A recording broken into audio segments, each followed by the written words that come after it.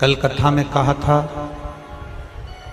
कर्जा मत लेना, ज़्यादा लोन नहीं लेना।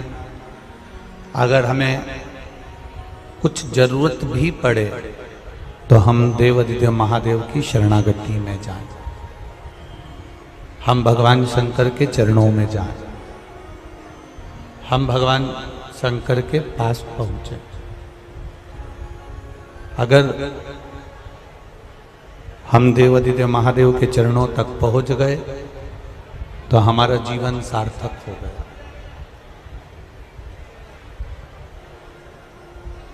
कर्ज में और मर्ज में कोई साथ नहीं देता। कर्ज में और मर्ज में तुम्हारा कोई साथ देने वाला नहीं होगा। जब शरीर में कष्ट होगा, रोग होगा, बीमारी होगी, तकलीफ होगी, दुख होगा, कष्ट होगा, परेशानियां होंगी, तब कोई साथ देने वाला नहीं होगा। उस समय पर साथ देने वाला केवल आपने जो भगवान शंकर की आराधना करी है, श्री शिवाय नमस्तुभ्यम मंत्र का जाप किया है, पंचाक्षर मंत्र नमः शिवाय कहा है, षडाक्षर मंत्र ओम नमः शिवाय कहा है, भगवान के नाम का जितना आपने गुणगान किया है, आपके कर्ज के समय भी और मर्ज के समय भी, तकलीफ के समय भी और कर्जे के समय भी कोई दूसरा साथ देने वाला नहीं होता, केवल आपकी करी हुई भक्ति और भजन आपका साथ देगा। कोई दूसरा आप अगर विचार करें, आप अपने हृदय चित्त में धारण करें कि हो सकता है कि मेरा कर्जा कोई उतार दे, 10-20 लाख रुपए कोई मुझे दे दे और मेरा कर्जा मुझे चुका दे, ऐसा कोई मिलने वाला नहीं है। तुम्हारे सगे भी जितने अपने होंगे वो भी तुमको कर्जा चुकाने के लिए कुछ देने वाले नहीं होंगे। और यहाँ जितने बैठे हैं इन्होंने बहुत धक्के खाए होंगे। ऐसा नहीं कि कथा केवल महाराज जी कह दिए और आप लोगों ने श्रवण कर लिया, आपने अपनी जिंदगी में भी उतारा होगा। दुख की घड़ी में, तकलीफ की घड़ी में, कष्ट की घड़ी में, रोग की घड़ी में, हमारे जीवन के दुख, तकलीफ, कष्ट, कर्ज या मर्ज के समय पर हमने पूरे परिवार, कुटुंब, कबीले, नातेदार, रिश्तेदार, अपनों से बात भी करी पर कोई साथ देने वाला नहीं था। आखिरी में अपन ने छोड़ दिया और परमात्मा पर छोड़ा, तब परमात्मा ने साथ देकर वो कार्य सफल कर दिया।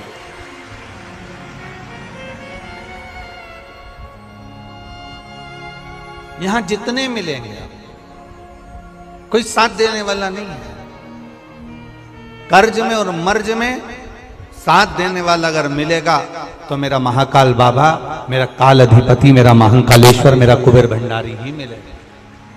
दूसरा कोई साथ देने वाला नहीं मिल सकता।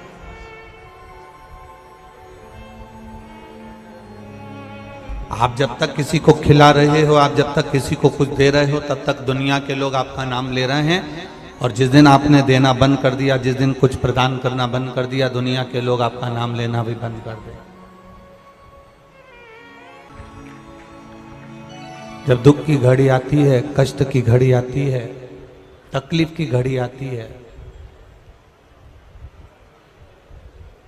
तब धक्के खाने के बाद कोई नजर आए ना आए, कोई दिखे ना दिखे, उस समय पर केवल एक नजर आता है जिसको तुमने एक लोटा जल समर्पित करा है, जिसकी तुमने पूजन करी है, जिसकी तुमने आराधना करी है, जिसका तुमने भजन किया है, बस वही सामने नजर आएगा, वही तुम्हारे सम्मुख में दिखेगा, वही तुम्हारे सामने दिखेगा।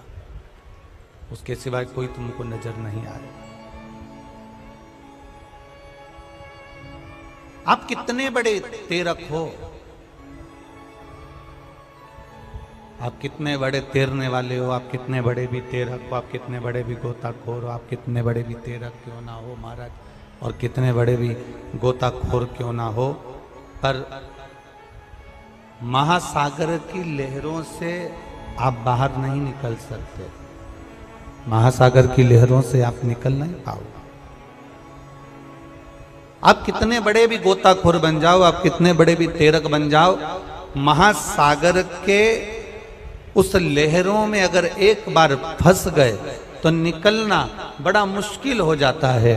तब उस महासागर से निकलने के लिए हेलीकॉप्टर भेजा जाता है और उस हेलीकॉप्टर से रस्सी को नीचे लटकाया जाता है और लटकाकर उस फंसे हुए व्यक्ति को महासागर से बाहर निकाला जाता है।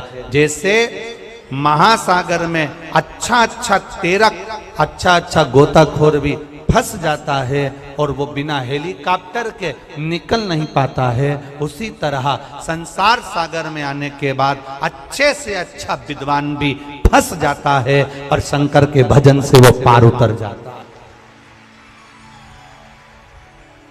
ऐसा नहीं कि संसार सागर में आने के बाद आप फंसोगे नहीं, संसार सागर में जन्म लेने के बाद आप उसमें समाहित नहीं होगे, फंसोगे नहीं। इस संसार सागर में जन्म लेने के बाद ऐसा कोई मानव जन्मा ही नहीं जो ना फंसा।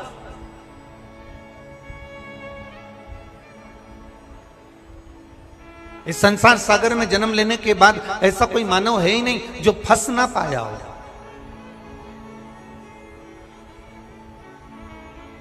पर शिव महापुराण की कथा कह रही है, भगवान शंकर का चरित्र कह रहा है, शिव तत्व कह रहा है, शंकर भगवान की कथा कह रही है, शिव महापुराण का चरित्र कह रहा है कि जैसे महासागर में अच्छा अच्छा गोताखोर भी फंस जाता है, अच्छा अच्छा तैरक भी फंस जाता है, तो हेलीकॉप्टर के माध्यम से रस्सी डालकर बाहर निकाल लिया जाता है। उसी तरह से जब हम संसार सागर में, दुखों के सागर में कहीं फंस रहे हों, उस समय पर तुम्हें कोई याद आए ना आए, उस समय पर तुम महादेव का अगर स्मरण कर रहे हो, शंभु का स्मरण कर रहे हो, महामृत्युंजय मंत्र का स्मरण कर रहे हो, श्री शिवाय नमस्तुभ्यम का स्मरण कर रहे हो, पंचाक्षर मंत्र नमः शिवाय, षडाक्षर मंत्र ओम नमः शिवाय, 2 अक्षर का मंत्र राम, 2.5 अक्षर का मंत्र कृष्ण और 12 अक्षर का मंत्र ओम नमो भगवते वासुदेवाय का स्मरण कर रहे हो, तो निश्चित है कि आप उस भव सागर से, संसार सागर से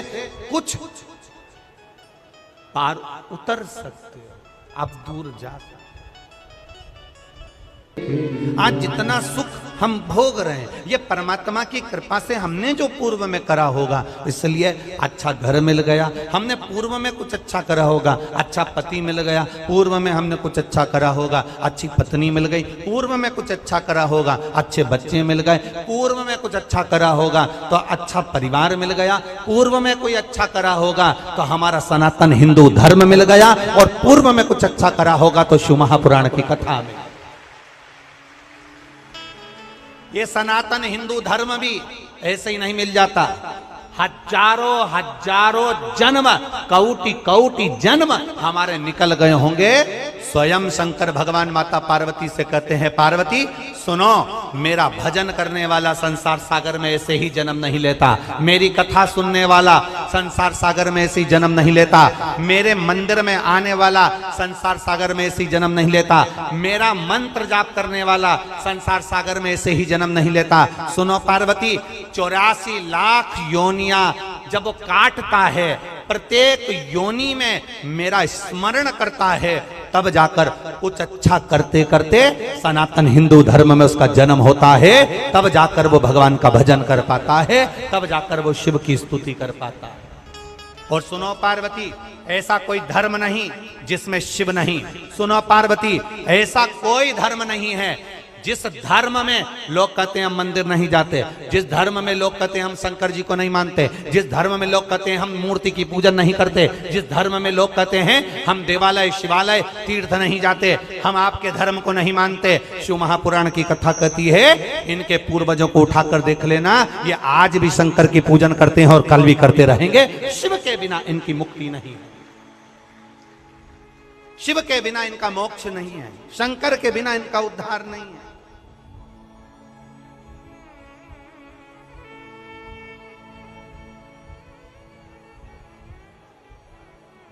शिव के बिना किसकी मुक्ति? एक बार जरा ध्यान दीजिएगा, आपको अगर मान लो मरने के बाद शमशान में छोड़कर आ गए, और शमशान में छोड़कर आने के बाद में आपके साथ में कौन है? जिंदा हो जब तक तो आपके साथ में आपका पति है, पत्नी है, बच्चे हैं, दादा है, दादी है, पोता है, पोती है, कुटुंब है, कबीला है, रिश्ते हैं, नाते हैं, अड़ोसी है, पड़ोसी है, बुआ है, फूफा है, मामा है, मामी है, जीजी है, जीजा है, काका है, काकी है। ये सारे संबंध हमारे जीते जी हैं। आप में से कितने लोग हैं जिन्होंने देखा हो कि किसी के मरने के बाद जब उसको शमशान छोड़कर आते हैं, किसी के मरने के बाद उसको आग लगा कर आते हैं, तो ऐसा कौन रिश्तेदार है जो शमशान में अपने पहचान वाले को छोड़कर 1 मिनट भी नहीं आता हो? ऐसा किसी का रिश्तेदार हो तो जरूर बताना, परंतु ऐसा रिश्तेदार संसार सागर में केवल एक है, वो मेरा देव अधिदेव महादेव, जो तुम्हारे जीते जी भी है और तुम्हारे मरने के बाद भी।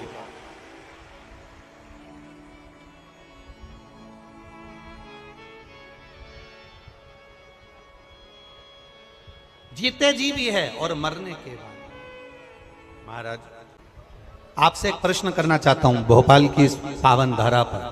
आज तक ये प्रश्न किसी से नहीं किया, जवाब दोगे क्या? अरे बोलो तो जम के।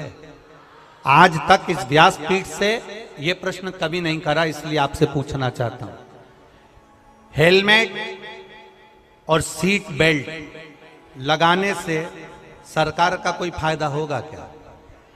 बोलो, जम के बोलो। नहीं। किसका फायदा होगा? अच्छे से तो बोलो। अपना फायदा। सरकार का कोई फायदा है क्या? हेलमेट और सीट बेल्ट लगाने से सरकार का कोई फायदा? जम के बोलो जरा। सरकार का कोई फायदा है?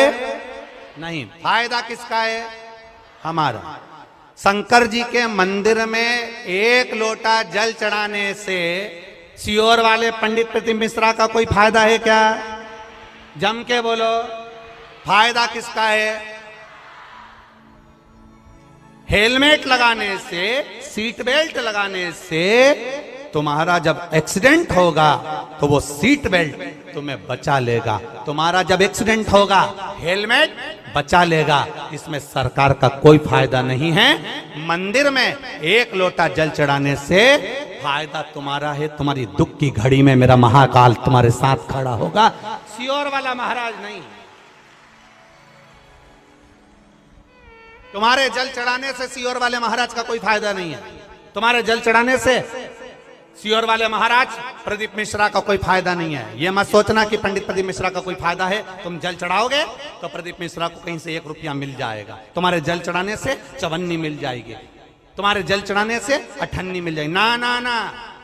हेलमेट लगाने से सरकार तुम पर बार बार प्रेशर देती है, 200 रुपए का कूपन काट देती है, रसीद काट देती है, हेलमेट लगाओ, हेलमेट लगाओ, सीट बेल्ट लगाओ। क्यों? सरकार का कोई फायदा नहीं है। सरकार का केवल इतना सा कहना है कि तुम हमारे प्रदेश में रह रहे हो, हमारे देश में रह रहे हो, जब तक तुम रहो हमारे प्रदेश में, हमारे देश में, तब तक तुम सुखी रहो, स्वस्थ रहो। इसलिए तुमको सीट बेल्ट लगाना चाहिए, हेलमेट लगाना चाहिए। और हम भी केवल इतना सा चाहते हैं, जब तक मृत्यु लोक में रहो, तुम्हारे जीवन में अगर दुख आए तो 1 लोटा जल शिव जी के मंदिर में चढ़ाते रहो। इसमें सीहोर वाले महाराज का कोई फायदा नहीं, इसमें तुम्हारा फायदा है। तुम्हारे दुख की घड़ी में कालाधिपति मेरा कुबेरेश्वर महादेव खड़ा मिलेगा, वो परमात्मा मिलेगा।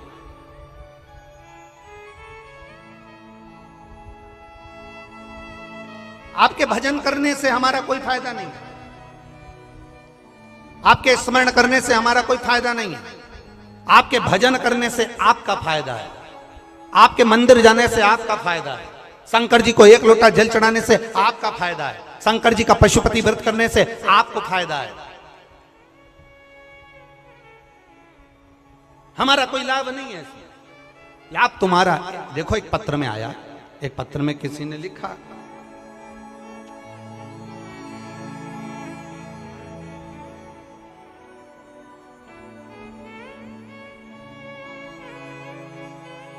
मैं राधा वर्मा राधा कृष्ण नगर करोंद में रहती हूँ। कहीं बैठी हो तो हाथ हिला सकती हैं। मैं राधा वर्मा। कहीं बैठी हो तो हाथ हिला सकती हैं। मैं राधा वर्मा, राधा कृष्ण नगर करोंद में रहती हूँ। मेरा मोबाइल नंबर ये है। आप लोग एलईडी पर, आस्था चैनल पर भी पत्र को पढ़ सकते हो। कहीं बैठी हो तो हाथ जरूर हिलाइएगा। पत्र में उन्होंने लिखा, मैं 10/2/2022 को मैंने सोनोग्राफी कराई और डॉक्टर ने कहा कि तुम्हारे गर्भ में जो बच्चा है इसकी किडनी नहीं है, इसकी किडनी नहीं है।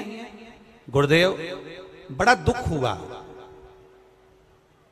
15 दिन डॉक्टर ने कहा कि इस बच्चे की किडनी नहीं है, आप चाहें तो इस बच्चे को ना रखें तो अच्छी बात, इस बच्चे को जन्म मत दो, ये बच्चा बीमार रहेगा, इसकी किडनी नहीं है। 15 दिन का समय डॉक्टर ने दिया और 15 दिन के समय में बस डॉक्टर ने कहा इसके बाद ऑपरेशन करना पड़ेगा। हमने दूसरे हॉस्पिटल में जाकर बच्चे की जांच कराई, उसने भी यही कहा कि इस बच्चे की किडनी नहीं आ रही है, सोनोग्राफी में किडनी नहीं है। 15 दिन डॉक्टर ने फिर बुलाए, फिर जांच कराया, पर उसमें किडनी नहीं आई। तीसरे हॉस्पिटल में गए, तब भी किडनी नहीं है। तब किसी ने कहा एक काम करो, कुबरेश्वर धाम चलते हैं, वहां से एक रुद्राक्ष लेकर आएंगे, वो रुद्राक्ष गलाएंगे, पानी शिव को चढ़ाएंगे, वो लाकर बहू को पिलाएंगे। जल दिया, शिवजी पे चढ़ाया हुआ जल पीना प्रारंभ करा, परिवार में पशुपति व्रत करना प्रारंभ करा, एक बेलपत्र खाना प्रारंभ करा और अगली सोनोग्राफी 22वें दिन कराई। डॉक्टर ने कहा ये तो चमत्कार सा है, बच्चे की दोनों किडनियां वापिस आ गई हैं। ये कृपा है, ये उदारता है देवादिदेव महादेव, ये उदार, ये शिव की कृपा है, ये शंकर की उदारता, और ये शिव की कृपा बिना कुछ नहीं होता।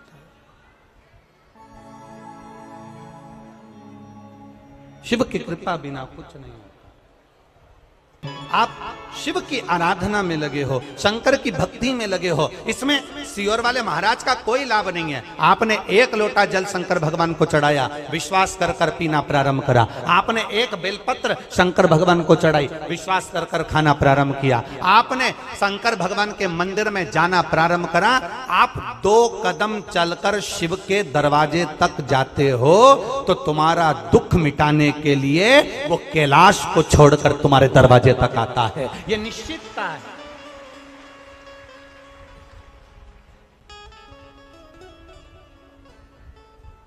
हेलमेट लगाने से, सीट बेल्ट लगाने से सरकार का कोई फायदा नहीं है, फायदा तुम्हारा है। ये सिर में चोट नहीं लगेगी, शरीर का नुकसान नहीं होगा। सीट बेल्ट लगाओ, हेलमेट लगाओ। जल चढ़ाने से सियोर वाले महाराज का कोई फायदा नहीं होगा, फायदा तुम्हारा है। तुम जाओ शंकर के मंदिर। पर कई लोग हैं हेलमेट को गाड़ी के ऊपर टांग कर रख लेते हैं पर नहीं लगाते। बोलो सही है कि गलत है? बोलो बोलो, जम के बोलो। नहीं लगाते। कई लोग हैं गाड़ी में वीआईपी गाड़ी, 50 लाख की गाड़ी का इतना ध्यान रखते हैं, इतना ध्यान रखते हैं, एक स्क्रैच भी नहीं लगना चाहिए। पर गाड़ी के अंदर बैठे हैं तो सीट बेल्ट नहीं लगाते। एक 25,000 के मोबाइल पर कवर चढ़ा कर रखते हैं, इसमें स्क्रैच नहीं आना चाहिए। और ये भगवान ने करोड़ों का शरीर दिया, इसमें स्क्रैच आ जाना चाहिए। करोड़ों का शरीर परमात्मा ने दिया है, करोड़ों का शरीर दिया, और उसको हम समझ नहीं पा रहे। अभी छत्रपति संभाजी नगर की कथा में आपको एक बात कही थी।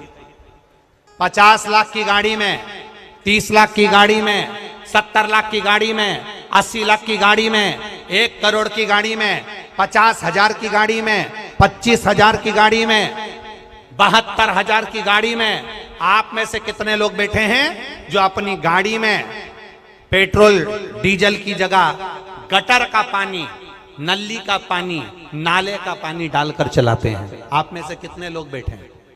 बोलो बोलो, जल्दी बोलो। कोई है ऐसा जो गटर का पानी, नाली का पानी, नल्ले का पानी, गाड़ी में 70,000 की गाड़ी, 50,000 की गाड़ी, 1 लाख की गाड़ी, कोई नहीं जो केरोसिन का तेल डालकर भी 1 लाख की गाड़ी, 1 करोड़ की गाड़ी को केरोसिन का तेल डालकर चलाता हो, ऐसा कोई व्यक्ति नहीं है। अपनी इतनी महंगी गाड़ी को लोग पेट्रोल और डीजल से चलाते हैं। जरा विचार करना, 50,000, 70,000, 1 लाख, 50 लाख की गाड़ी को लोग गटर का पानी, केरोसिन का तेल डालकर नहीं चलाते। केवल ये करोड़ों की गाड़ी में लोग ना जाने कौन कौन सी गटर का पानी डाल डालकर चला रहे हैं। ये करोड़ों की गाड़ी रोज शाम ढलती है और ये गटर की दुकान पर मिलते हैं और वो गटर का पानी डाल डाल कर गाड़ी को चला रहे हैं। ये गाड़ी कब तक चलेगी? कब तक? कब तक चलेगी? ये गाड़ी बहुत दिन तक चलने वाली नहीं। फिर ए भाई, अच्छे से सुनना जरा, एक आंकड़ा निकलवाना। मेरा निवेदन है, एक आंकड़ा निकलवाओ सरकार से। समुद्र में डूबकर मरने वालों की संख्या कम है, बावड़ी में डूबकर मरने वालों की संख्या कम है, तालाब में डूबकर मरने वालों की संख्या कम है, कुएं में डूबकर मरने वालों की संख्या कम है, समुद्र में डूबने वालों की संख्या कम है, खड्डे में डूबकर मरने वालों की संख्या कम है, पर प्याली में डूबने वालों की संख्या ज्यादा है।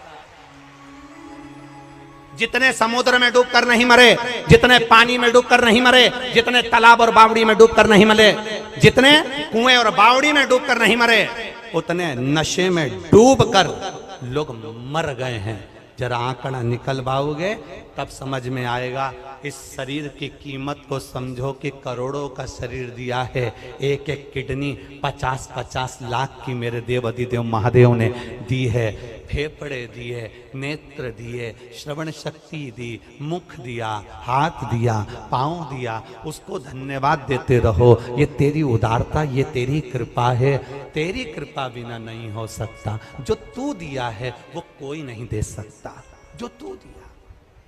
भक्ति का बल बड़ा, विश्वास का बल बड़ा, भरोसे का बल बड़ा, श्रद्धा का बल बड़ा है। अपने शरीर को पहचानो, इस शरीर में रहने वाली आत्मा को पहचानो और आत्मा के साथ जो भजन करने वाले परमात्मा का गुणानुवाद है उसको पहचानो।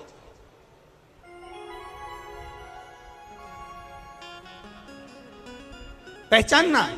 ये हेलमेट लगाने से के फायदा केवल तुम्हारा है, सीट बेल्ट लगाने से फायदा केवल तुम्हारा है, जल चढ़ाने से फायदा केवल तुम्हारा है। शंकर के मंदिर तुम 2 कदम चलकर जा रहे हो। मेरा देव अधिदेव महादेव तुम्हारे दुख की घड़ी में, तुम्हारे कष्ट की घड़ी में, तुम्हारे तकलीफ की घड़ी में कोई खड़ा हो ना खड़ा हो, पर मेरा महादेव तुम्हारे जीते जी भी है और तुम्हारे जाने के बाद भी शमशान में भी वही खड़ा है, बैठा इंतजार में तुम्हारे लिए तत्पर खड़ा हुआ, तत्पर।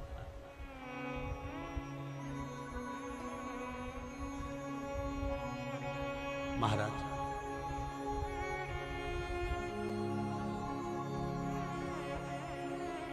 बहुत अच्छे से समझिएगा।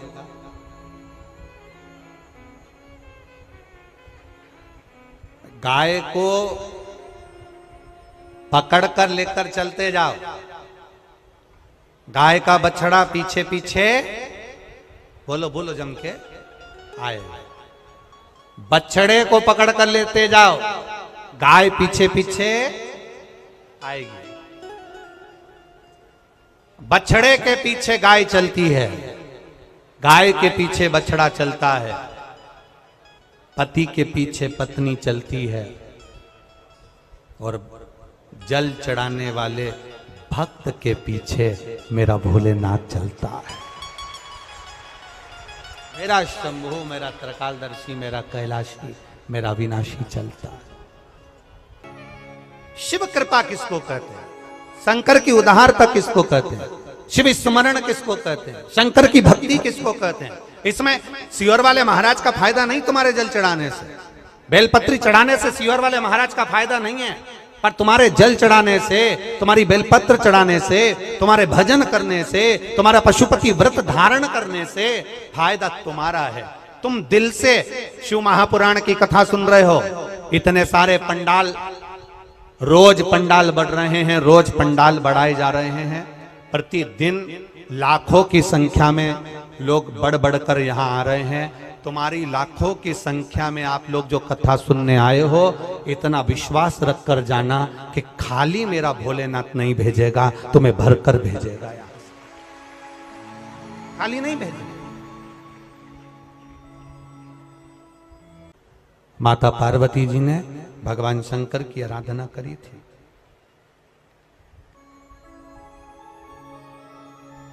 दान,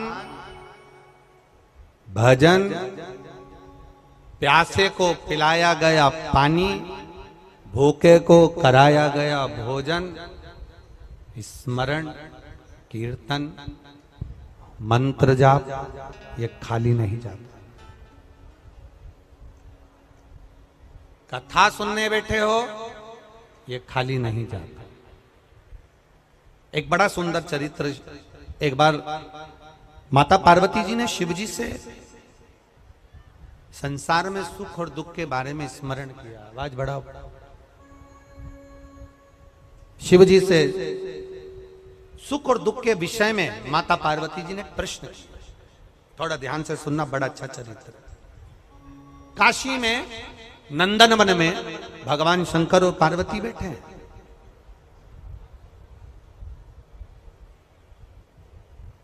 और नंदनवन में जब माता पार्वती और शिव जी बैठे थे, तो पार्वती जी ने शिव जी से एक प्रश्न करा कि जीवन में सुख और दुख कितने विचित्र हैं, ये क्यों आते हैं? सुख मिला तो क्यों मिला, और दुख मिला तो क्यों मिला? ये माता पार्वती जी ने शिव जी से प्रश्न किया। शंकर भगवान ने बड़े भाव से इस सुख दुख के चरित्र का वर्णन किया।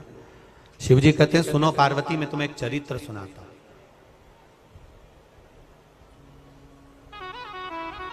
नंदनवन काशी में बैठे हैं,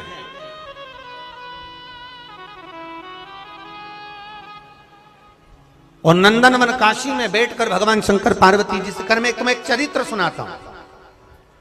एक सेठ जी, करोड़पति, धनपति, अरबपति, बहुत पैसा, दुनिया का सारा ठाठ सेठ जी के पास में था, दुनिया का सारा वैभव सेठ जी के पास में था, करोड़ों का धन सेठ जी के पास में, गाड़ी, बंगला, सब कुछ, सब दिया परमात्मा ने, बहुत दिया। पर सेठ जी कंजूस थे, और उन्होंने अपनी जिंदगी में आज तक एक चवन्नी का दान नहीं किया, कभी किसी को एक गिलास पानी नहीं पिलाया। रिश्तेदार भी अगर आ जाएं तो वो पानी ना पिलाए, भोजन ना कराए, तो रिश्तेदारों ने आना भी बंद कर दिया, कोई नहीं आता, कभी दान नहीं करा। और उसके यहाँ का नियम था, सेठ जी के 3 बेटे, सेठ जी के तीनों बेटों में से 2 बेटों की शादी हो गई, एक बेटा कुंवारा था, सबसे छोटा वाला। छोटे बेटे की शादी होना थी, सेठ जी ने संबंध देखा और बच्चे का विवाह करा। छोटी बहू घर के अंदर आ गई। छोटी बहू आई तो घर की जो जेठानियां थी, दोनों जेठानियों ने छोटी बहू को अपने कमरे में बिठाया और बिठाकर समझाया, सुनो,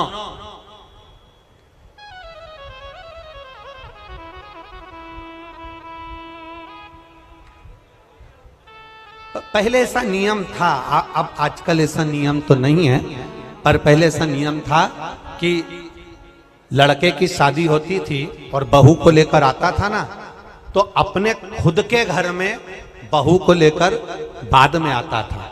पहले उसको रुकने की व्यवस्था कोई रिश्तेदार के यहाँ, कोई नातेदार के यहाँ, कोई संबंधों के यहाँ, कोई पहचान वाले के यहाँ, उसको बहू को रखा जाता था। बोलो भोपाल में ऐसा था कि नहीं था?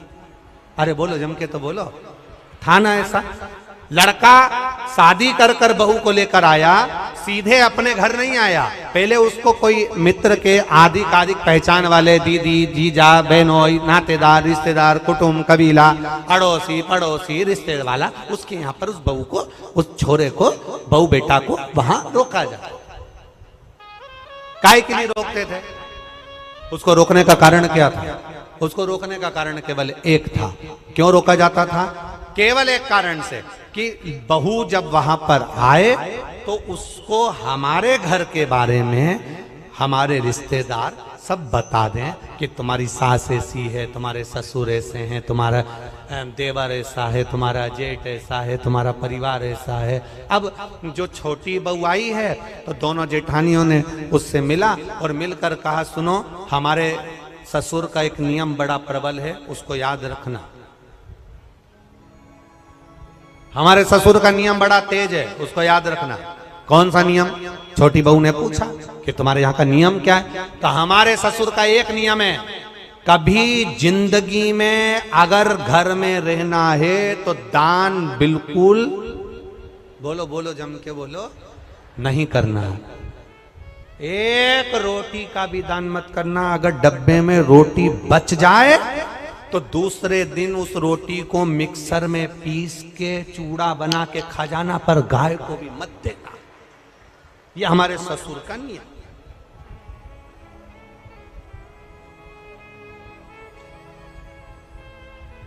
मेरा विश्वास कहता है अपने भोपाल की तो ऐसी बहू नहीं होगी और ना ऐसा कोई रिश्तेदार होगा कि रोटी गाय को भी ना दी जाए, कुत्ते को भी ना दी जाए और पक्षी को भी ना दी जाए। एक विश्वास कहता है मेरा, भरोसा कहता है मेरा, और हमारा भरोसा ये कहता है कि सनातन धर्म में ऐसा कोई व्यक्ति नहीं जो गौ माता को एक रोटी ना देता हो, सब देते हैं। सनातन धर्म में ऐसा कोई, हम दूसरे की कोई बात नहीं कर रहे, हमें अपने घर से मतलब है, हमें अपने घर से। कई लोग आपको मिलेंगे, कई लोग आपको कहने आएंगे, वो दूसरे की बात करेंगे कि उन्होंने ऐसा कर दिया, उन्होंने वैसा कर दिया। हमें दूसरे धर्म से कोई मतलब, हम अपना घर देखें ना पहले। आज के समय में लोग अपना घर देख नहीं रहे, अपना सनातन धर्म देख नहीं रहे और दूसरे धर्म से मतलब रखे तो क्या मतलब है? हमें अपने से मतलब है, अपना घर हम देखें, अपना परिवार हम देखें। कहा हमारे यहाँ का नियम है, एक रोटी भी गाय को ना जाए, एक रोटी भी कुत्ते को ना जाए, जरा सा भी दान नहीं करोगे। छोटी बहू से कहा नियम याद रखना। छोटी बहू ने मन में सोचा, मेरे पिताजी तो हमेशा कहते थे कि दान करो, धर्म करो, साथ जाएगा। दान करोगे साथ जाएगा, रोटी खिलाओगे साथ जाएगा, किसी को पानी पिलाओगे साथ जाएगा। ये बाकी का तो सब यहीं छूट जाएगा। बाकी का जो तुमने दान धर्म पुण्य करा, कथा सुनी, स्मरण करा, कीर्तन करा, मंत्र जाप करा, दान दिया, यही तो साथ जाएगा। अब इस छोटी बहू के पिताजी ने ये समझाया था और ससुर जी कह रहे कि एक अन्न का दान नहीं होना चाहिए, 1 रुपया दान नहीं होना चाहिए। बड़ी बड़ी ठीक है। जाई विधि राखे राम, जम के बोला करो जरा, ताई विधि राई। हम तुमसे बार बार इसलिए बुलवाते हैं कि तुम्हारे पास में कोई बैठी हो और वो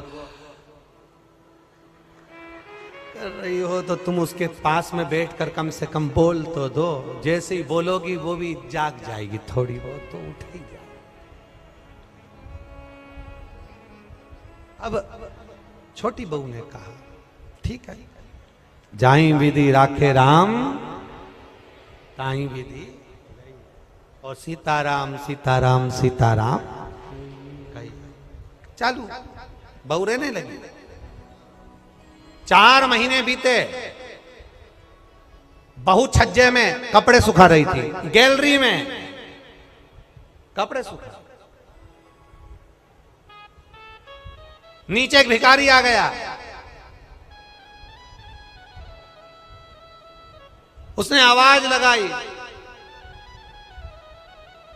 3 जन्म से कुछ नहीं खाया है, भूखा हूं, भोजन दे दो। क्या बोला वो? कितने जन्म से?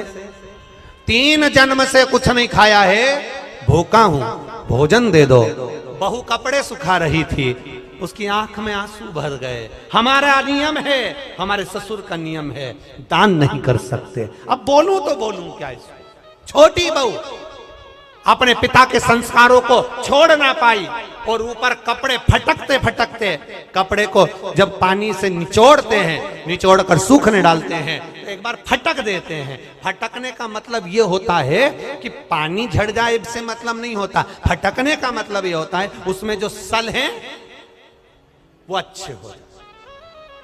फटका, और फटकते समय तार पर गैलरी में कपड़ा डालती डालती बोली,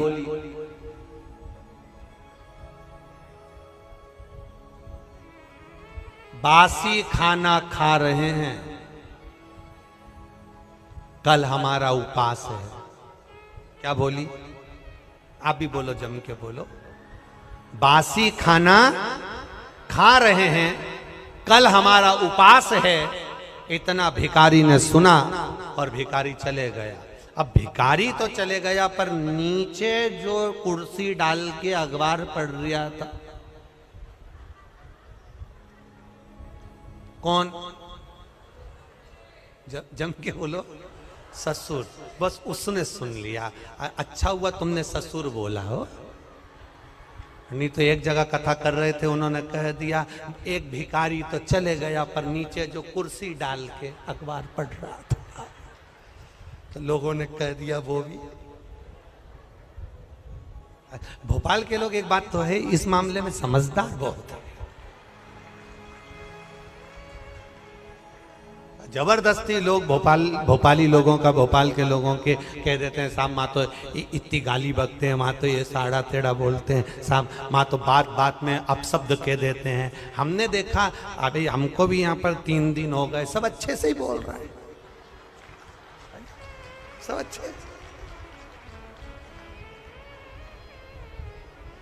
एक भी ऐसा नहीं मिला जो गड़बड़ बोला, एक भी। बड़े भाव, वो तो दुनिया के लोग हैं, कहते रहेंगे, अपन तो अपना भजन करो।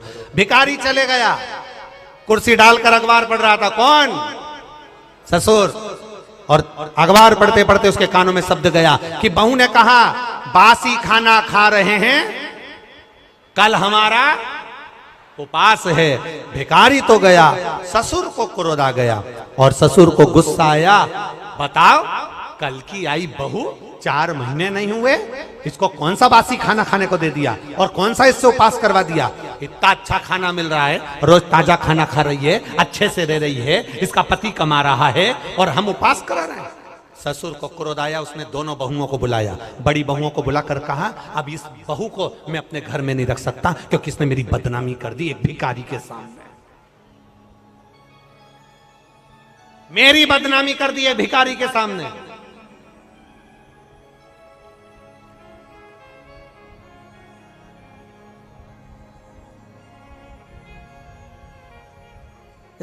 होता है, एक सास भी ऐसी थी, एक कथा में आता है, एक सास ऐसी थी, वो कभी दान नहीं करती, एक चीज नहीं, कुछ नहीं दान करे। और पड़ोसी के यहां बैठी थी और उसकी बहू बड़ी धर्मात्मा थी, वो पड़ोसन के यहां बैठी थी। भिखारी आया, भिक्षा मांगते मांगते इसके घर गया, बहू से कहा भिक्षाम देही। बहू ने तुरंत उठाकर एक कटोरी आटा भरकर उसको दे दिया। अब ये भिक्षा मांगते मांगते पड़ोसन क्या गया, ये भी वहीं ओटले पे बैठी थी सास भी। इतने में तुरंत सास ने वहां पर आवाज लगाया भिक्षुक ने, माता भिक्षाम देही, तो पड़ोसन ने भी उसको भगा दिया। तो इसने, जो यहाँ बैठी थी पड़ोसन, इसने पूछा क्यों, वो 3रे नंबर के घर पर गए थे क्या? हाँ। कुछ दिया क्या? हाँ। क्या दिया? 1 कटोरी आटा।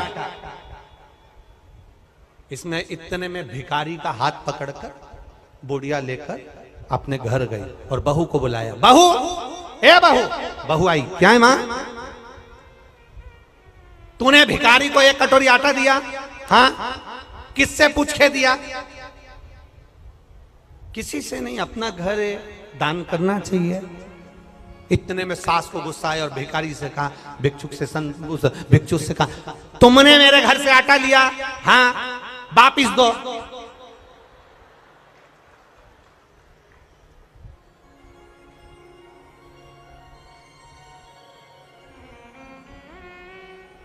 भिखारी ने कटोरा भर के आटा निकाला, दे दिया। जाओ, इस घर में मेरी चलती है। मैं बोलूंगी तो बहू आटा देगी और मैं बोलूंगी तो नहीं देगी। जाओ, मैं जब तुमसे बोलूंगी तुम आओ, तुम आना, फिर मैं आटा। अब भिखारी ने फिर बोला, माता भिक्षाम देहि। सास ने कहा, कटोरी भर के आटा दो। बाहर खड़े भिखारी ने सास से पूछा, तुम ऐसा क्यों करी? सास ने कहा, आज से ही नई नवेली बहू की घर में चलने लगेगी तो मेरी कभी नहीं चलेगी, इसलिए मेरी चलना चाहिए, इसलिए मैंने ऐसा करा। मेरी चलना चाहिए।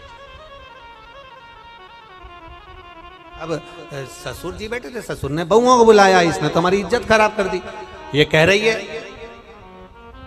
कि बासी खाना खा रहे हैं और कल हमारा उपास है। बताओ कौन सा बासी खाना खिलाया इसको? कल की आई हमें बदनाम कर रही है। अब तुरंत ससुर ने पत्र लिखा और समधी जी को भेजा, आप अपनी लड़की को लेकर चले जाओ, क्योंकि ये हमें बदनाम कर रही है। ऐसी लड़की हमें नहीं रखना। हम इसको ताजा खाना खिलाते हैं, ये बासी खाना खाने की बात करती है। एक भिखारी को इसने ऐसा ऐसा बोला है। और समधी के पास पत्र गया। समधी की आंख में आंसू भर गए। मेरी बेटी को 4 महीने हुए हैं शादी को, कैसे लेकर आ जाऊं?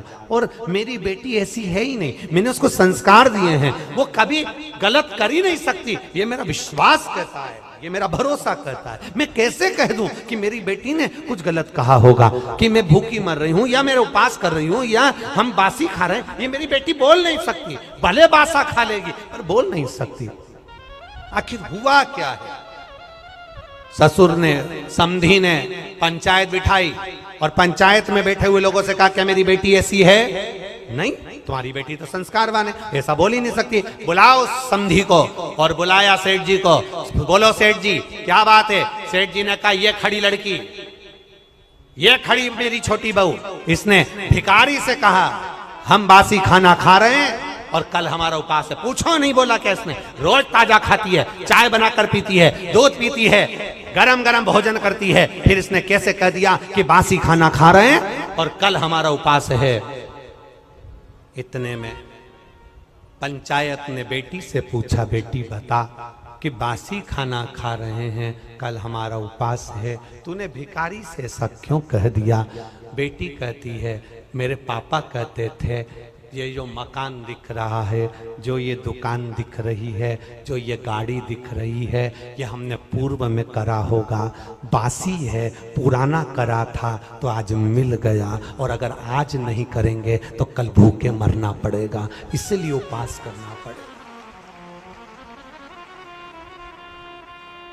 ये बासी है, 50 लाख की गाड़ी में घूम रहे हो, समझ लेना पूर्व का हमारा पुण्य है। अच्छा भोजन कर रहे हो, समझ लेना पूर्व का हमारा पुण्य है। खूब धन है तुम्हारे पास में, समझ लेना पूर्व का हमारा पुण्य है। आज अपना राशि ठाठ है, ये पूर्व का पुण्य है। हमने पूर्व में कुछ अच्छा करा होगा। बासी खाना खा रहे हैं, पूर्व का करा था, आज हमें सुख मिल रहा है। और अगर आज हम दोनों हाथों से नहीं करेंगे तो कल 3 बत्ती चौराहे पर कटोरा लेकर भीख मांगते हुए भूखे मिलेंगे। पूर्व का कर्म है हमारा। आपको लोग सलाम ठोक रहे हैं, आपको लोग नमन कर रहे हैं, आपको लोग प्रणाम कर रहे हैं, आपको लोग दंडवत कर रहे हैं, आपको लोग नमन कर रहे हैं, आपकी लोग बात सुन रहे हैं, आपका जय जयकार हो रहा है, आप गाड़ी में घूम रहे हैं, 4-4 बंगले आपके पास में हैं, खूब अच्छा मकान, खूब अच्छी पत्नी, बच्चे, परिवार, कुटुंब, कबीला सब अच्छा मिला है। समझ लेना उस परमात्मा की कृपा है। दोनों हाथों से पुराने समय में करा था, इसलिए आज मिल गया। आज दोनों हाथों से करते हुए चलना, तो अगला जन्म जब मिले तो भगवान फिर टूटमान होकर देता चले, इसलिए दोनों हाथों से लुटाते चले। आज बासी खाना बोलो बोलो जम के खा रहे हैं। पति अच्छा मिला है समझ लेना, अच्छा परिवार मिला है समझ लेना, अच्छा घर मिला है समझ लेना, सुनने को कथा मिल रही है समझ लेना, पूर्व में कुछ अच्छा करा होगा आज मिल रहा है। पूर्व में अच्छा करा आज मिल।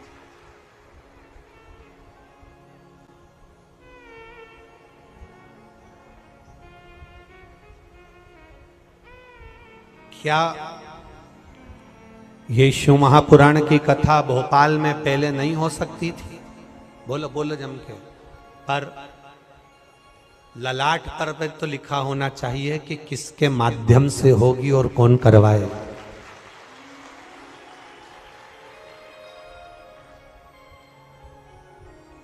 स्वर्गीय श्री कैलाश नारायण जी सारंग जी, जिनका पुण्य इतना प्रबल होगा, कहीं मां नर्मदा के तट पर रहे और मां नर्मदा जी की गोद में रहकर ना जाने कितने लोगों को, नर्मदा परिक्रमा करने वालों को, सदाव्रतियों को कुछ अन्न का दान किया होगा, कुछ पुण्य का कार्य किया होगा। तब नर्मदा जी ने सुनकर यीशु महापुराण की कथा उनके कुल में करा दी। हम अच्छा कर्म करेंगे मिलेगा, हम अच्छा पुण्य करेंगे मिलेगा, हम अच्छा भजन करेंगे मिलेगा। एक बच्ची ने लिखा पत्र, मुझे डॉक्टर ने बोल दिया था तुम्हारी जिंदगी में तुम्हारे यहां कभी संतान नहीं होगी। ये पत्र देखिए।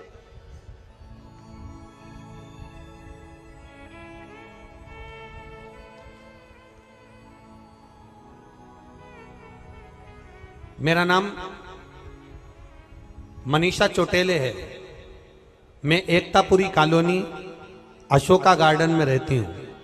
कहीं बैठी हो तो हाथ हिलाइए। कहीं पर बैठी हो तो हाथ हिला सकती हैं। मेरा नाम मनीषा चोटेले है। मैं एकतापुरी कॉलोनी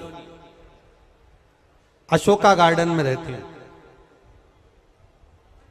कहीं बैठी हो तो हाथ हिला सकती हैं।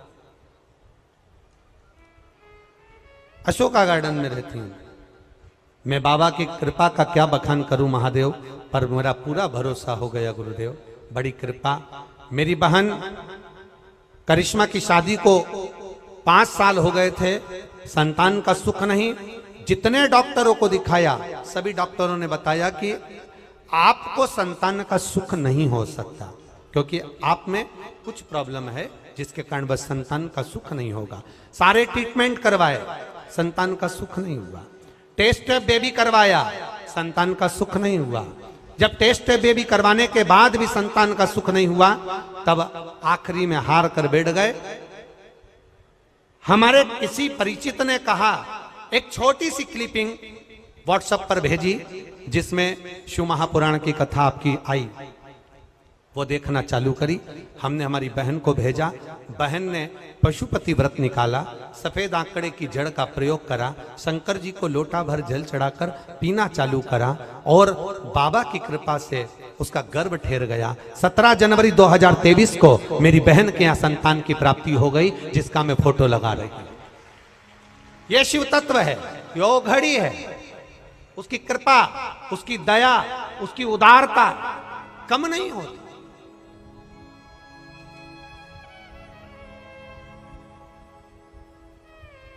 देवता उतना देंगे जो तुम्हारे भाग्य में लिखा होगा, भगवान उतना देंगे जितना तुम्हारे भाग्य में, किस्मत में लिखा होगा। पर मेरा महादेव सबसे हट कर देता है।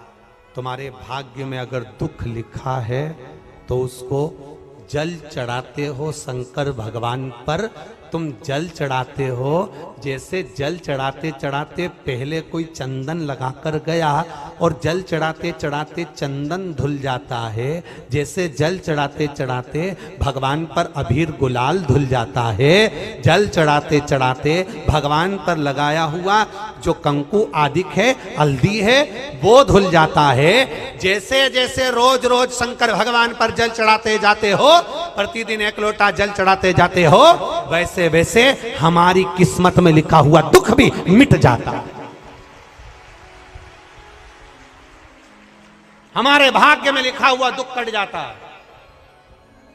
जल चढ़ाओ महादेव को, दुख कटे अपना। अपने स्थान पर बैठकर भगवान शिव से अपने मन की बात, अपने हृदय की बात दिल से बाबा से भाव के साथ कहिए, भाव के साथ। शिव महापुराण की कथा नहीं है, बाबा से अपने दिल की बात कहने का स्थान, स्थान जहां हम बाबा से अपने मन की बात कह सके। आपको जहां जगह मिल जाया करे, जब हम बाबा से प्रार्थना करें ना भजन के बाद में, तो जहां जगह मिले वहां 5 मिनट बैठकर बाबा से दिल से जो कहोगे बाबा वो सुनेगा। आप दिल से कहो, बस उसको पुकार। इतनी दूर दूर से आप लोग आते हो, कोई 100 किलोमीटर, 150 किलोमीटर, 500 किलोमीटर, 700, 800, हजार किलोमीटर दूर से, कोई 50, 100, 25 किलोमीटर दूर से यहाँ आए हो, कोई कोई भोपाल से भी आए हो, कोई कोई यहाँ पास से भी आए हो। इतनी धूप में चलकर आए हो तो बाबा से कहकर जाना, बाबा आपकी कथा सुनी है और आपने, हमने सुना है तू देता है, छप्पर फाड़ कर देता है, ऐसी कृपा करना, हमारी भी झोली भरना। दिल से बाबा से भाव के साथ में कहिए। श्री शिवाय नमस्तुभ्यं, श्री शिवाय नमस्तुभ्यं, श्री शिवाय नमस्तुभ्यं, श्री शिवाय नमस्तुभ्यं, श्री शिवाय नमस्तुभ्यं। शिव जी से भाव के साथ कहा हुआ वो सुनता, उसकी कृपा। पार्वती जी शिव जी से कहती हैं, एक बार देवाधिदेव महादेव आनंद के साथ में विराजमान थे, पार्वती जी उनके नजदीक में आकर बैठ गई, और मां पार्वती जब नजदीक में आकर बैठी तो पार्वती जी ने भगवान शंकर से कहा कि तारकासुर के संहार के लिए षडानंद कार्तिकेय का प्रागट्य हुआ है और तारकासुर मरेगा। पर तारकासुर तो आपका भजन करने वाला है। पहले भी कथा में कहा, आज फिर कहते हैं, शंकर भगवान का कोई दुश्मन नहीं। 33 कोटि देवी देवता में केवल एक देवाधिदेव महादेव ऐसे हैं जिनका कोई दुश्मन नहीं। राक्षस भी उनका भजन करते हैं, असुर भी उनका भजन करते हैं, देवता भी उनका भजन करते हैं, गंधर्व भी उनका भजन करते हैं, अप्सराएं भी उनका भजन करती है, किन्नर भी उनका भजन करते हैं, पशु भी उनका भजन करते हैं, पक्षी भी उनका भजन करते हैं। संसार में रहने वाला प्रत्येक जलचर, थलचर, वायुचर जीव सब उनका भजन करते हैं। इसलिए उसका नाम पशुपति नाथ है, सब भजन करते हैं। इसलिए शंकर का कोई दुश्मन नहीं, मेरे देवाधिदेव महादेव का कोई दुश्मन, कोई दुश्मन।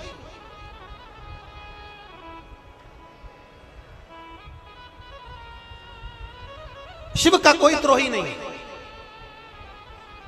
जो उसके दरवाजे पर आया उसने भर पल्ला झाड़ के नहीं, छप्पर फाड़ के दिया। देखो एक पत्र आया है,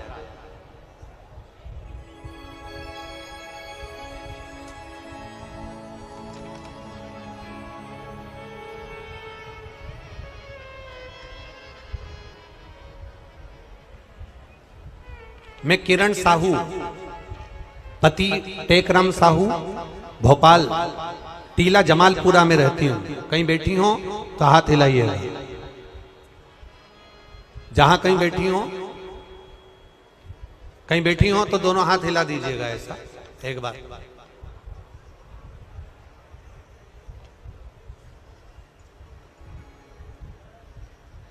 मैं किरण साहू, पति टेकराम साहू, भोपाल टीला जमालपुरा में रहती हूँ। कहीं बैठी हो तो हाथ हिलाइएगा जहां कहीं भी बैठी हो। टीला जमालपुरा में रहती हूँ। मेरी शादी को 20 साल हो चुके थे, मेरी कोई संतान की प्राप्ति नहीं हुई। डॉक्टर को दिखाने पर बताया कि आपकी दोनों ट्यूब ब्लॉक है, आपको दूरबीन वाला ऑपरेशन करवाना पड़ेगा। 10 साल हमने संतान का इंतजार करा। 10 साल के बाद हमने ट्यूब का ऑपरेशन कराया। ट्यूब का ऑपरेशन कराते हुए 10 साल बीत गए, फिर भी हमारे यहां कोई संतान नहीं हुई। गुरुदेव 20 साल हो गए शादी को, पर औलाद का सुख नहीं था। हमारी पड़ोसन ने हमको कहा आप शिव जी के मंदिर जाया करो, एक लोटा जल चढ़ाया करो। हमने हमारी पड़ोसन से कहा, डॉक्टर के कहने पर हमने ऑपरेशन भी करवाया। दोनों ट्यूब खराब थी, इसके बाद भी 10 साल हो गए ऑपरेशन को, तो भी हमारे यहाँ औलाद नहीं है। आज हमारे यहाँ 20 साल हो गए, संतान नहीं। अब क्या भगवान सुनेगा? जब नहीं सुना तो अब क्या सुनेगा? पड़ोसन ने कहा एक बार विश्वास तो करो। वो सीहोर वाला महाराज है ना, प्रदीप मिश्रा, वो कहता है लोटा भर जल चढ़ाने से सारी समस्या हल हो जाती है। 20 साल ही तो हुए हैं, कहाँ देरी हो गई? जल चढ़ाओ, पियो। हमने 1 लोटा जल चढ़ाकर पीना चालू करा। केवल 7 महीने हुए थे जल चढ़ाते चढ़ाते, और बाबा की कृपा से गर्भ ठहर गया। और बाबा की करुणा ऐसी हुई कि 21 अप्रैल को मालूम पड़ा कि गर्भ ठहरा। और बाबा की कृपा से ऐसी कृपा हुई बाबा कि 2023 में 17 अक्टूबर के दिन मेरे घर में 20 साल के बाद संतान ने जन्म लिया है। गुरुदेव बस एक तमन्ना लेकर व्यासपीठ के सामने आए हैं। हमारे बच्चे 8 महीने का हो गया है। बच्चा 8 महीने का हो गया है। आप हमारे बच्चे को एक बार व्यासपीठ की धोख लगवा देंगे? अगर कहीं बैठी हो तो हम मना नहीं है हमारी तरफ से। कहीं बैठी हो अपने बच्चे को लेकर तो अवश्य कार्यकर्ता यहाँ तक लेकर आएगा, कोई दिक्कत वाली बात नहीं। अगर आप यहाँ बैठे हो पंडाल में, किसी भी पंडाल में है, यहाँ पर कहाँ बैठे? हाँ लिया जरा बच्चे को, लिया।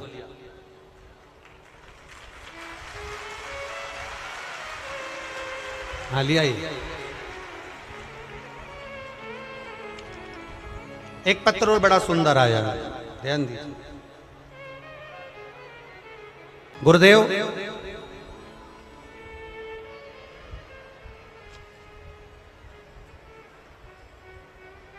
मेरी बहन का नाम सोनू बुंदेला है, जिसका विवाह 2009 में ललितपुर के एक ग्राम में भरोनी देलवारा में हुआ है। कौन से सन में हुआ? जम के बोलो जरा। 2009 में।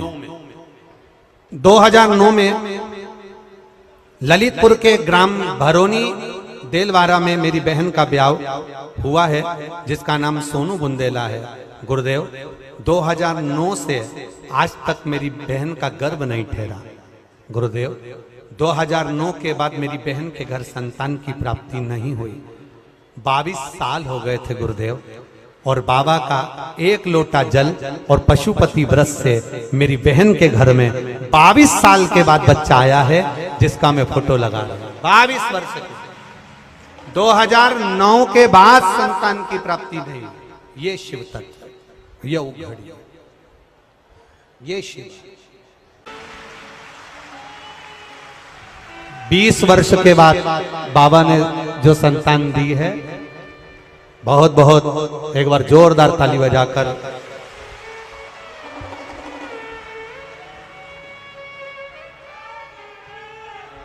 कहाँ है विश्वास जी? विश्वास जी सारंग जी कहाँ है?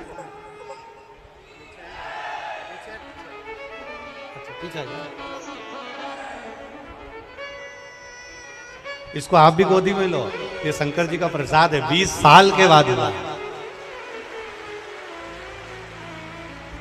20 वर्ष के बाद हुआ, 20 साल के बाद बाबा ने दिया। एक बार जोरदार ताली बजाएं। बहुत बहुत साल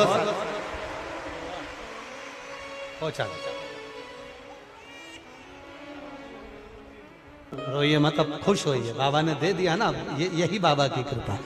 शंभू, किसी को 22 साल, किसी को 20 साल, ये आपका विश्वास। फिर कहेंगे हेलमेट और सीट बेल्ट लगाने से सरकार का फायदा नहीं, फायदा आपका है। शंकर को लोटा भर जल चढ़ाने से सीओर वाले महाराज का फायदा नहीं, फायदा आपका है। आप चढ़ाओगे, ये उसकी कृपा, ये उसकी दया, ये उसकी उदारता। पार्वती जी ने शिव जी से कहा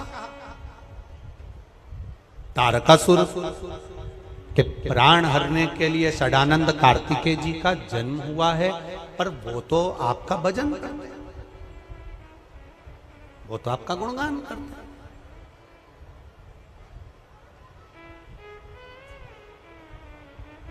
अब जब वो आपका भजन करते हैं तो फिर तारकासुर का संहार क्यों? शिव जी ने कहा सुनो पार्वती, ये तारकासुर कोई साधारण नहीं है।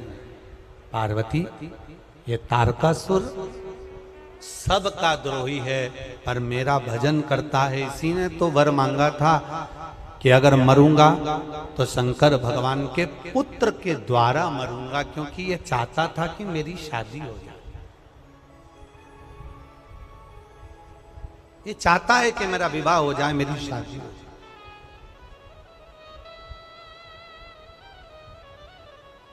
जो आपके लिए अच्छा चाहता है वो दुनिया में आपको हमेशा अच्छा ही लगेगा। जो आपके लिए अच्छा चाहता है वो आपको हमेशा अच्छा लगेगा। जिसके भीतर आपके प्रति अच्छा एनर्जी है, बल है, जिसके प्रति आपके हृदय में दूसरे के हृदय में जिसके प्रति एक दूसरे के प्रति भाव होता है, वो कभी गलत नहीं हो सकता।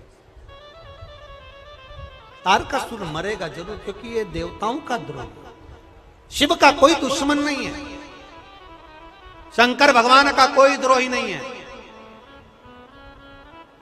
कई लोग कथा में कह देते हैं भस्मासुर शंकर भगवान को भस्म करना चाहता था। अरे भस्मासुर था कौन? कौन था? शंकर का उपासक, शिव का भक्त। एक बार भस्मासुर ने सुन लिया था शंकर भगवान को काय से प्रसन्न करना चाहिए, तो किसी ने कह दिया शंकर भगवान पे भस्म चढ़ाओ, शिव जी प्रसन्न हो जाते हैं। अब भस्म कहां से लाऊं? रोज मुर्दे की भस्म लाता, शंकर भगवान को चढ़ाता, प्रसन्न शंकर जी आनंदित हो जाते। अब एक बार मुर्दे की भस्म ढूंढने के लिए गया, कोई मुर्दा ही जलता हुआ नहीं मिला, तो टेंशन में आ गया कि मुर्दा ही नहीं मिल रहा जलता हुआ। उस भस्मासुर ने चिता लगाई और अपनी पत्नी से कहा एक काम करता हूं, मैं खुद जलकर भस्म हो जाता हूं, मेरे महादेव को मेरी भस्म चढ़ा देना। पत्नी पति से कहती है तुम काय को जलकर भस्म होते हो? शंकर भगवान की सेवा करना है तो शंकर भगवान से कहो ना कि दूसरी कंपनी का माल बुलवाने से अच्छा है कि हमारी खुद की भस्म बनाने की फैक्ट्री खोल दो। पति को समझ में नहीं आया कि भस्म बनाने की फैक्ट्री कैसी। पत्नी ने कहा तुम शंकर भगवान की आराधना करो, शंकर जी से कहो, रोज रोज मुर्दे नहीं मिलते, रोज रोज भस्म नहीं मिलती, रोज रोज कोई मरता नहीं है, इसलिए आप हमको वर प्रदान कर दो कि हमारी खुद की फैक्ट्री चालू हो जाए। शंकर भगवान भी अचंभे में पड़ गए, तुम्हारी कैसी फैक्ट्री? भस्मासुर कहने लगा, जिस पे भी हाथ रखे वो भस्म हो जाए, भस्म तैयार होगी तुमको चढ़ा देंगे। खुद की फैक्ट्री चालू, दूसरी कंपनी का माल ही नहीं लाना पड़ेगा। शंकर भगवान तो भोले भाले, उन्होंने कह दिया तथास्तु, जिस पे हाथ रखेगा वही भस्म। भस्मासुर पहुंच गया घर पर, पत्नी से कहा मैं बड़ा प्रसन्न हो गया, तुझे गले लगाना चाहता हूं। पत्नी को मालूम था इसको आशीर्वाद मिला है, जिसको भी हाथ रखेगा बस। पत्नी ने अपने पति से कहा, शंकर जी हैं, नशे में रहते हैं, भरोसा नहीं है, हर किसी को आशीर्वाद दे देते हैं, हो सकता है तुमको भी बेवकूफ बना दिया हो। फैक्ट्री चालू करने से पहले एक बार प्रैक्टिकल कर लो, शंकर जी पे हाथ रख के देख लो, उन्हीं पे हाथ रखो। बस तो भोला का भगत भोला दौड़कर शंकर जी के पास गया। शिव जी ने पूछा क्या चाहता है? अब तो तेरी फैक्ट्री चालू हो गई। शंकर भगवान, मेरे को आपके ऊपर हाथ रख के देखना है, मेरी पत्नी बोल रही थी तुम कभी कभी गड़बड़ आशीर्वाद दे देते हो।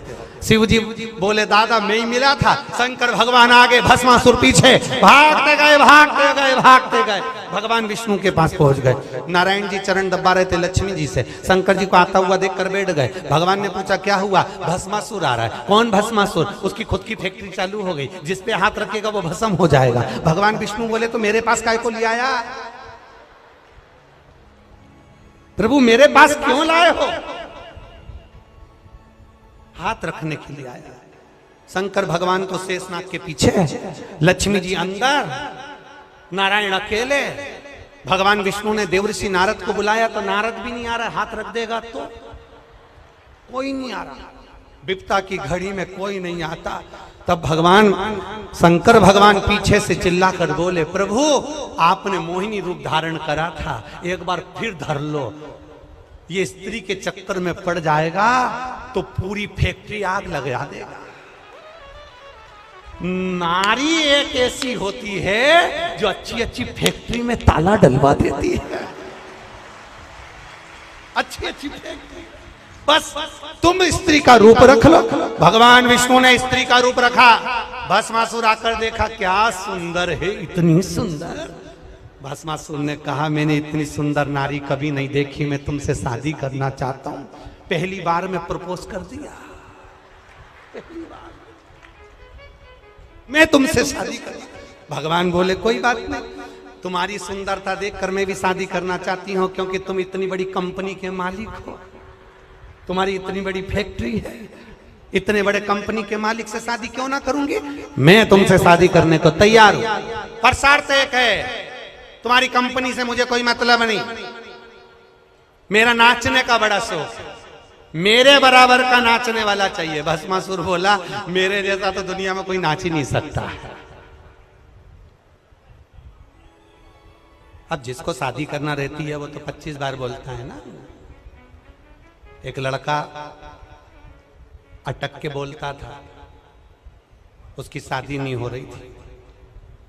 घर के लोगों ने कहा, लड़की वाले आए हैं, तुम बिल्कुल नहीं बोलोगे, सारी बात हम करेंगे। ठीक, मैं क्या करूंगा?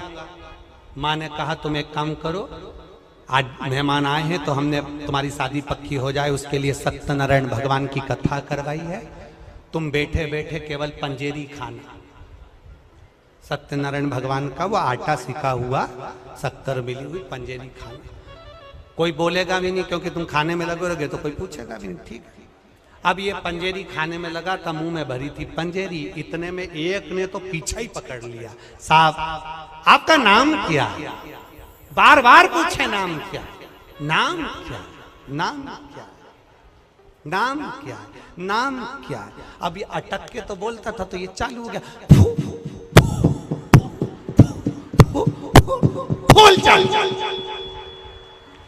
पूरी पंजेरी मुंह पे फूल चमके।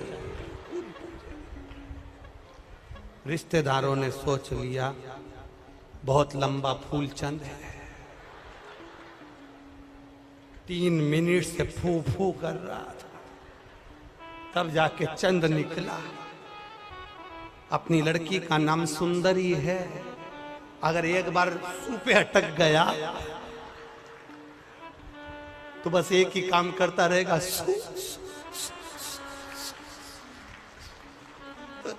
ब्याह नहीं करना है।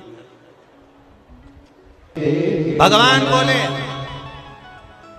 स्त्री का रूप धर कर बोले, मेरे को नाचने का शौक है, जो मेरे साथ नाच लेगा मेरी बराबरी का, मैं उससे शादी कर लूंगा। भस्मासुर बोला, मुझे तो आता है।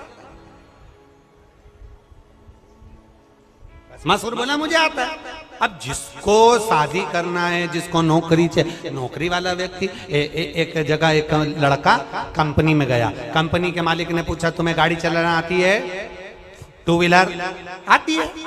6 साल का एक्सपीरियंस, 6 साल, ठीक है। 4 व्हीलर, अरे मैंने कोर्स करा है, मुझे आता है, 2 साल से लगातार चला रहा हूं। बस चलाना आती है? ओ, बस तो हमारे पिताजी भी चलाते थे, हम भी चला। कभी कंपनी के काम से मान लो तुम्हें ट्रेन चलाना पड़ जाए तो वो तो हमने 2 साल पहले 3 साल पहले बहुत चलाई। और मान लो कंपनी के काम से तुम्हें एरोप्लेन लेकर जाना पड़े तो वो तो हमने पूरा कोर्स करा है, पहले मैं पायलट ही था और मेरे दादाजी भी पायलट थे। और मान लो तुम्हारी नौकरी लग रही है और कंपनी के काम से तुम्हें कहीं भेजा जाए और थोड़ा झूठ बोलना पड़ जाए तो उसने कहा, वो तो हम अभी आधे घंटे से कर ही रहे हैं, आधे घंटे से झूठ ही तो बोल रहे हैं। बस भस्मासुर ने कहा, तुम नाचो, हम नाच ले। अब भगवान विष्णु ने हाथ करा ऐसा, भस्मासुर ने भी हाथ करा ऐसा। भगवान विष्णु ने हाथ करा ऐसा, भस्मासुर ने भी हाथ करा ऐसा। और भगवान विष्णु ने हाथ रखा ऐसा, भस्मासुर ने भी हाथ रखा ऐसा। कंपनी बंद।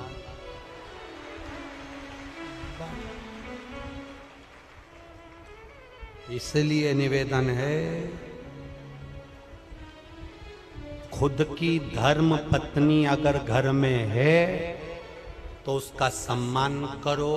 वो 4 कंपनियां ज्यादा खुलवा देगी और दूसरी पत्नी पर, दूसरे की पत्नी पर निगाह गई तो वो तुम्हारी सारी कंपनी बंद करवा देगी।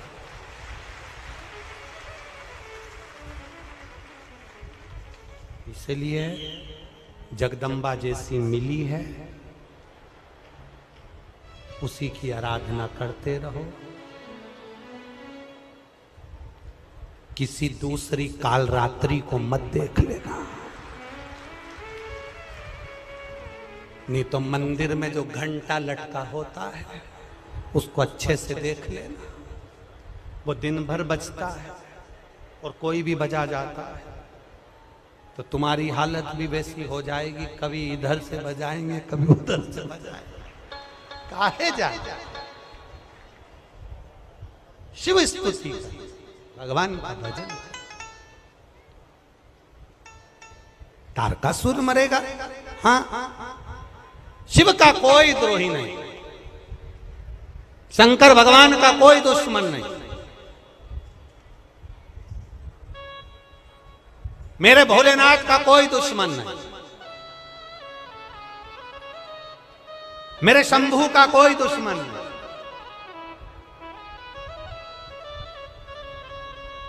बस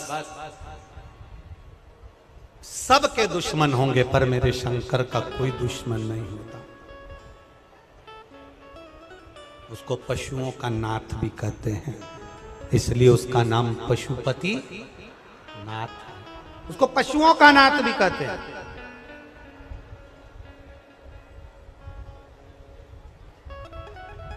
आप अगर भगवान शंकर की आराधना में लगे हो, कई लोग ऐसे हैं जो कुछ भी कह सकते हैं, भगवान शिव को रहता है, लोगों की आदत रहती है, शंकर भगवान को अपशब्द भी कह देते हैं, शिवलिंग को लोग अपशब्द कह देते हैं। शंकर भगवान के शिवलिंग की आराधना करो, पूजन करो, आराधना करो तो लोग अपशब्द कह देते हैं। कई कई लोग तो इतना इतना बोल जाते हैं कि शंकर जी पे जल चढ़ा हुआ मत पीना, तो शंकर जी पे बेलपत्र चढ़ा हुआ मत खाना, शंकर जी के शिवलिंग का स्पर्श मत करना, तो शंकर जी का गुणगान मत करना। ये दुनिया का विरोधाभास। इनको शंकर जी से विरोध नहीं है, इनको शिव पुराण से विरोध है कि शिवर वाले महाराज ने जो बताया है उसका विरोध करना है। पर निवेदन केवल इतना है, शिवर वाले महाराज से मतलब मत रखना, देवादिदेव महादेव से मतलब रखना। संभालेगा वो, देगा वो, देने वाला वो। इसमें एक पत्र आया है, एक पत्नी ने लिखा कि मेरा पति नौकरी की तलाश करते करते थक गया, तब आखिरी में एक बैंक में सरकारी नौकरी मेरे पति की लग गई, इसलिए मैं कथा के पंडाल में बैठकर कथा सुन रही। पत्र इतने सारे हैं कि उनको पढ़ें क्या और बोलें। इतना गुणगान आप लोगों ने लिखा और विश्वास कहता है, मेरा भरोसा कहता है, दृढ़ता कहती है, हमारा शंकर के प्रति भाव कहता है, शिव के प्रति श्रद्धा कहती है, भरोसा और विश्वास कहता है।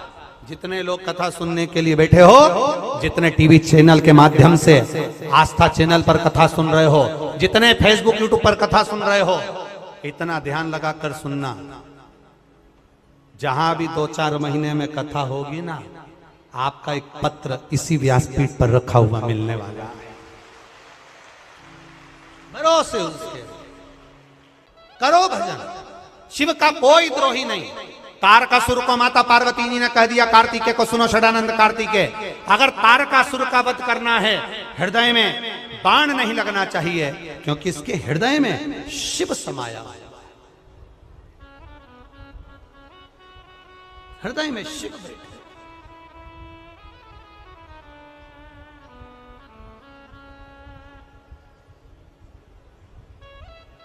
और महाराज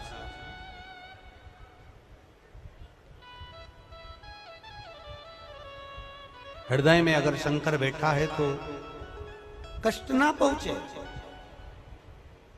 दुख ना पहुंचे। शिव महापुराण की कथा कहती है, शंकर का गुणगान करने वाला, शंकर का भजन करने वाला, शंकर का स्मरण करने वाला, शिव मंदिर में जाने वाला, शंकर को 1 लोटा जल चढ़ाने वाला, शंकर भगवान का गुणगान करने वाला, शिव के शिखर का रोज दर्शन करने वाला, शंकर की चौखट के सामने से निकलने वाला और शंकर की भक्ति में डूबने वाला, शंकर के स्मरण में डूबने वाला, इसका कभी दिल मत दुखाना, क्योंकि इसका अगर मन दुखाया तो इसका बदला जिसका दिल दुखाया है वो नहीं रहेगा, उसके दिल में जो महादेव बैठा है बदला वो लेगा, बदला वो लेगा। शिव की भक्ति करने वाले का कभी दिल ना दुखाया जाए, कभी उसके लिए अपशब्द ना कहे। कहने वाले जो कहे कहने दो, बोलने वाले जो बोले बोलने दो।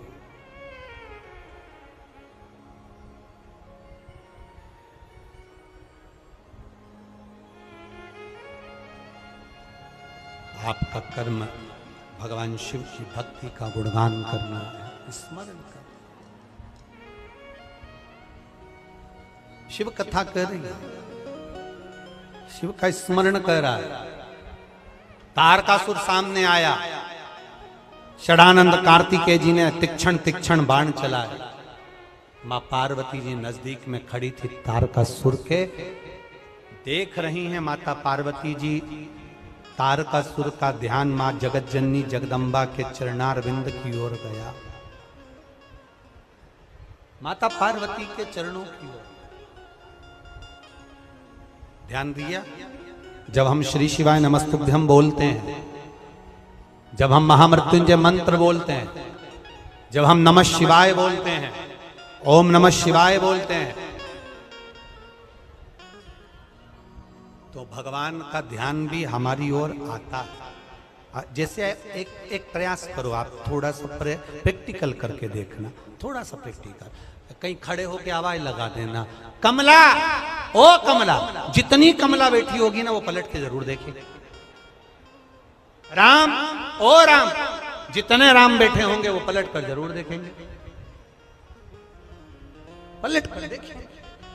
उसी तरह हम जब भगवान शिव के नाम का उच्चारण करते हैं, श्री शिवाय नमस्तुभ्यम जब हम कहते हैं, भगवान शंकर को श्री शिवाय नमस्तुभ्यम का मतलब होता है शिव जी हम आपको प्रणाम करते हैं, नमन करते हैं, दंडवत करते हैं,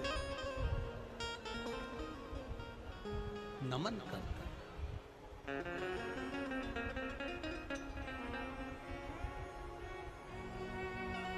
प्रणाम करते हैं, नमन। जब हम बार बार देवाधिदेव महादेव को पुकारते हैं, जब हम बार बार भगवान शंकर का गुणगान करते हैं, जब हम बार बार भगवान शिव का नाम लेकर पुकारते हैं, वो बैठा हुआ देखता जरूर है, दृष्टि पड़ती जरूर है। और ध्यान देना, माता पिता गुरु शिक्षक और परमात्मा, इनकी दृष्टि में रहोगे तो तुम्हारी जिंदगी सार्थक होती चली जाएगी, कभी खड्डे में नहीं जाएगी।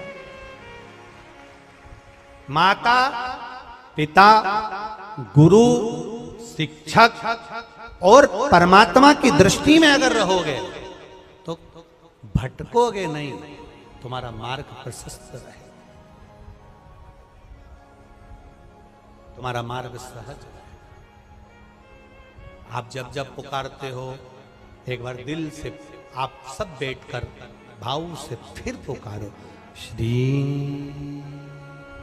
शिवाय नमस्तुभ्यं, श्री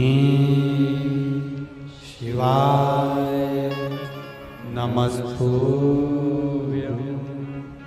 श्री शिवाय नमस्तुभ्यं, श्री शिवाय नमस्तुभ्यं, श्री शिवाय नमस्तुभ्यं। तारकासुर माँ पार्वती जी को देख रहे हैं, उनके चरणारविंद देख रहे हैं, माँ जगज्जननी के चेहरे पर मुस्कान है। षडानंद कार्तिकेय को माँ ने इशारा करा, मारो इस तारकासुर को, पर हृदय में नहीं, बाण छोड़ा गया, तारकासुर के प्राण चले गए। शंकर भगवान तारकासुर के जाने पर शंकर भगवान ने गंगा जल की धार तारकासुर के ऊपर चढ़ाई। स्वयं शिव ने, शिव की आराधना में लीन रहता है। समय मिले, जीवन मिले, मनुष्य की देह मिली है, शंकर भगवान की ना कभी निंदा करना, ना शंकर भगवान की कभी निंदा सुनना।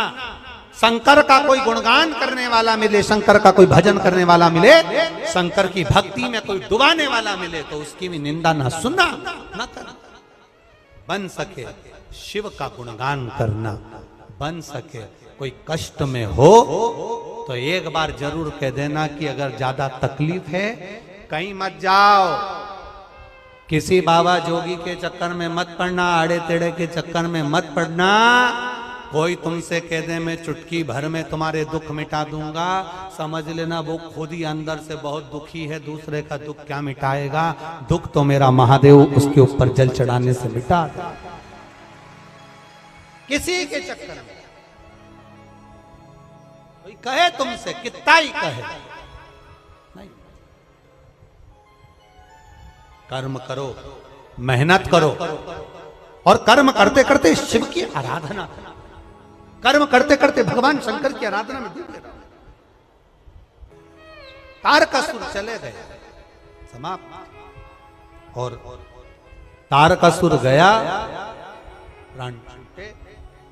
तारकासुर के 3 बेटे तारकाक्ष, विदुमाली, कमलाक्ष की, तीनों ने उपद्रव करा। शिव जी से प्रार्थना करने की जगह ब्रह्मा जी से प्रार्थना करी और ब्रह्मा जी से वर मांगा कि हम तीनों भाई कि प्राण कभी ना छूटे। ब्रह्मा जी ने कहा ऐसा कभी नहीं हो सकता कि प्राण ना छूटे। हाँ, आप और कोई वर मांग लो। तीनों भाइयों ने वर मांगा, तारकाक्ष, विदुमाली, कमलाक्षकी ने वर मांगा, अगर हम मरे तो एक साथ मरे और 3 अलग अलग पुरी का निर्माण करवाए। 3 अलग अलग नगर बसाए जहां के राजा बनकर विराजमान हुए। 3 पुरी का निर्माण हुआ जहां पर विराजित हुए। भगवान शंकर से प्रार्थना करी, शिव जी पशुपति नाथ बन गए, देवताओं को पशु बना लिया, सबको लेकर दौड़े और सबको एक जगह पर इकट्ठा करा। तारकाक्ष, विदुमाली, कमलाक्षकी तीनों एकत्रित हुए, तीनों का संहार करा। शंकर भगवान पर कमलाक्षकी, तारकाक्ष, विदुमाली ने फरसे का प्रहार करा। शिव जी का शीश कटा, नेपाल में गिरा। धड़ केदारेश्वर महादेव बन गया। जो शीश नेपाल में गिरा वो डोलेश्वर पशुपति नाथ बन गया।